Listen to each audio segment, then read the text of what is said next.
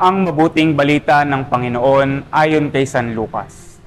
Noong panahong iyon, sinabi ng mga Pariseo at mga eskriba kay Jesus, ang mga alagad ni Juan ay malimit mag-ayuno at manalangin. Gayon din ang alagad ng mga Pariseo. Ngunit ang mga alagad mo ay patuloy sa pagkain at pag-inom. Sumagot si Jesus, pag-aayunuhin ba ninyo ang mga panauhin sa kasalan samantalang kasama pa nila ang lalaking ikinasal?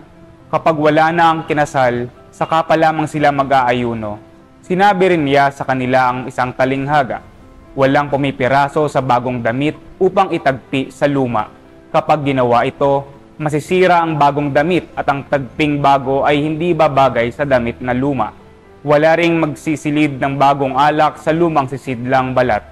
Kapag gayon ang ginawa, papuputukin ng bagong alak ang balat, matatapon ng alak at masisira ang sisidlan.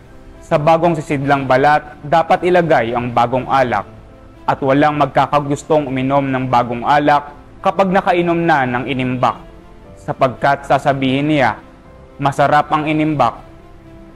Ang mabuting balita ng Panginoon. Pagninilay.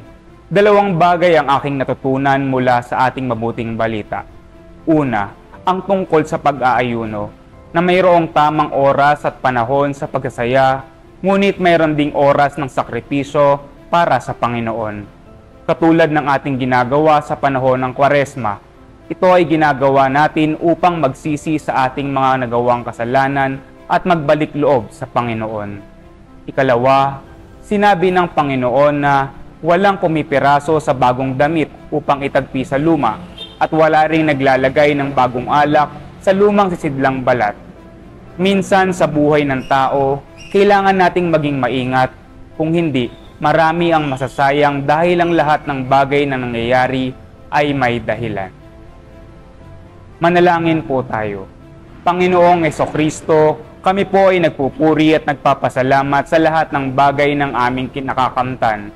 Gayon din sa paggabay sa amin sa araw-araw, nawa Panginoon ay patuloy naming mailapit ang isa't isa patungo sa iyong kaharian. Matuto nawa kaming magsakripisyo at magmalasakit para sa aming kapwa.